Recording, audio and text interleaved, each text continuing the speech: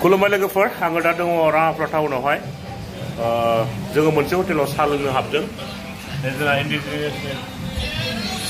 दङ सासे लोगो ओमफ्राय जों थांदोंमोन सनितपुर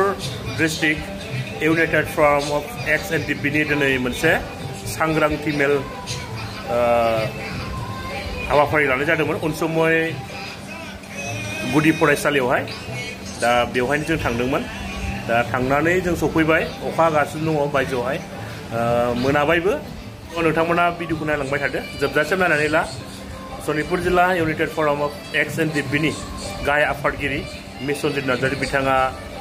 मा बिबुंथि होदों बिथांनि सुंद' बिबुंथि होनाय भिडिअखौ नोंथांमोना नायनानै लादो। जों सावरायबाय थानाय समाव फैगोन नभेम्बरनि 20 तारिखआव जाय हियारिं जानो गोनां दिनै रन्जन दैमारि सारमोनखौ लाइफ इमप्रिजन फासि होनांगौ होननानै भटिं खालामग्राफोर दङ एगेन्स्ट पार्टि बेसेबां दङ नायदो बिसोर जुदि मिथिनांगौब्ला बिसोरबोथ' राहा लागोन ना गाबोन बिसोर सुप्रिम कर्ट अपस खालामगारगोन ना बेखौ ओरैबायदि खालामनो मोना होननानै दिनै जों जाहैबाय खामानिखौ सिमनलि जों लांनो नागिरदों मिथियालासिनो जों लांनानै जों मावफुंनो नागिरदों नाथाय खायफा बायदि बेबायदि खालामनायखौ माने जों बिराद दुखु मोनदों आरो जों दुखु मोनदों अब्ला जोंनि समयसाखौ समयसाजों खालामनो लुबैदों नामा जों बेखौबो जों बिराद साननाय फैदों माने ओंखायनो जों बुंगोन दिनै सनितपुर जिल्ला बारग' एन डि पि खौसेथि आफादनि बानजायनायाव जोंनि बे अनसुमै एमइ आरो हाइ स्कुलनि लांगोनायाव नब्लाङाव जोङो सानसेनि हाबाफारि लानानै फैबाय थानाय जि 21 माने 21 अक्ट'बर जोंनि united forum of ex N D P गायसन सान बिनि सायाव जों गुवारै सावरायदों आरो बेखौ लानाय जादों जोंनि क'क्राझारनि गौरां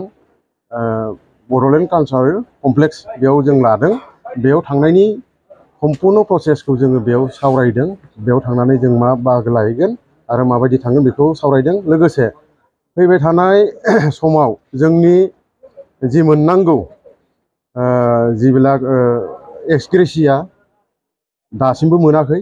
बिनि थाखाय जोङो सावरायदों बेखौ सावरायनानै जिबिलाक थालांदों बेखौ जों भेरिफाइ खालामदों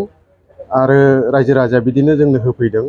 आरो लोगोसे जाय बिथांमोना दिनैसिमबो हार्डक'र केडारआ अनसुंथाइ मोनाखै 4 लाखखौ मोनाखै बिनि थाखायबो जोङो बेयाव सावरायदों आरो फैबाय थानाय समाव जोंनि जिथु बिटिआर एक्सटेनसननि खोथा बेखौ लानानै जों बहुद सिरियास आरो बिनि सायाव जों गुवारै सावरायदों आरो जोंनि रायजो राजाखौ जों सांग्रांथि मेल खालामफैदों जाहाथे बिटिआरनि सिमाया एक्सटेनसना थालाङा बिनि थाखाय जों रायजो राजाखौ खावलायफैदों जिहेतु नोंथांमोननि सरकारनि एमओएस मथे जेनेबा टारगेट फरगेट साख्रि मोननांगौनि बाथ्रा दं बे माबोरै बेखौ जोङो थांनाय 21